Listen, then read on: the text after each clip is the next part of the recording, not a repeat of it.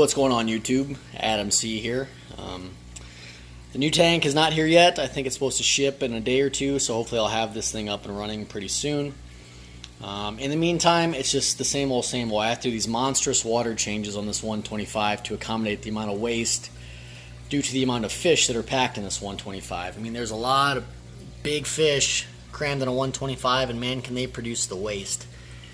And I've already seen that I've been losing fish due to how many fish are crammed in here, but this is kind of what I've been forced to do, is these really large water changes just to keep everything, just to keep the status quo, to keep fish from dying. I have noticed over the last month or so, since I've been down to these tanks without a big show tank, I haven't enjoyed the hobby as much. It's been more about just trying to make the fish survive, not about watching them thrive or me really enjoying the hobby. It's almost turned into a job lately, which has been, it really sucks when you have to do stuff like this. I was hoping the whole process might take me a month from the time the last tank popped until the new one arrived and was ready for new fish, but that's certainly not going to be the case. It's been longer than that right now, I think. And once I get the new tank, I got to get it. I'll probably have to wait another few days. I'll have to allow it to sit a little bit longer so we can take water. It's got to sit for a certain amount of time in open air.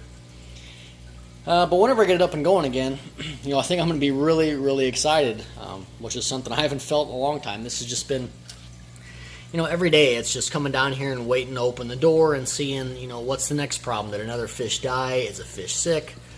On and on and on. So 80% water change on this 125. Then we'll be going on to the 75, which is still crowded because the fish in there are getting bigger. And the intent was the fish in the 75, which is down here, that they would be moved out of this tank already into the 125. But since all these fish have to stay in the 125, they're stuck in the 75. So it's like this vicious cycle that's just driving me insane.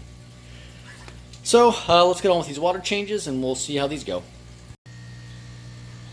Just getting ready now to start the water change on the 75. You can see these guys put out a decent amount of waste as well. The trout are probably getting closer to 6 inches. The Bugochromis rhodocei yellow that I bred here, they're growing up well. They're 4.5 inches, some of them. You can see there's a few males showing. And then the Mylachromis bred here as well. A couple males showing down there. They're in the 4 to 4.5 inch range. So for a 75, these guys are filling it up pretty well, which means they also need pretty heavy water changes. You can see in that picture we got about 80% down, 80% water change, which is what these guys almost need with the amount of bio load they're pouring into here. But they're still really doing well. You can see small males at 4 inches are coloring up really nicely. The trout male, which is he's pushing 6 inches. He's doing very well.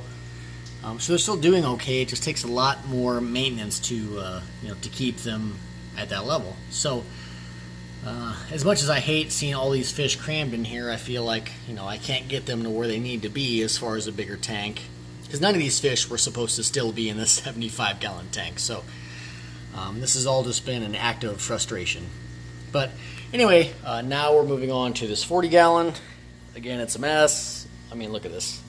Everything's just a disaster right now because I have no time to spend on, making the tanks look nice themselves. All my time is spent on keeping the water quality good enough for the fish themselves. So this is a 40-gallon, and I have the breeding group of Mylachromis spilocycus in a 40-gallon tank.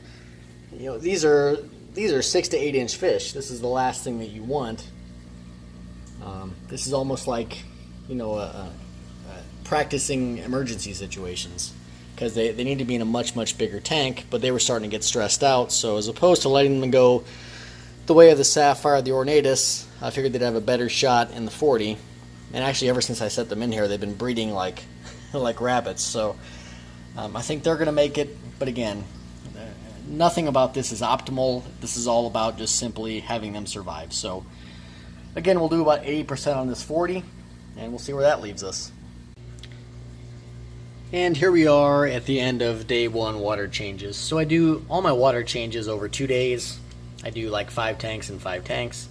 But since I don't have a big tank right now, I can do like 3 and 5, 3 and 6, something like that, whatever. So today was just the 125, the 75, and this 40 that has the mylochromous in it. You can see them hiding in the back. Again, nothing looks good. You know, that tank doesn't look good. This tank doesn't look good. Nothing looks good. It's all about just keeping the fish alive until I can get the proper tank in here, move the fish around to where they actually do look good.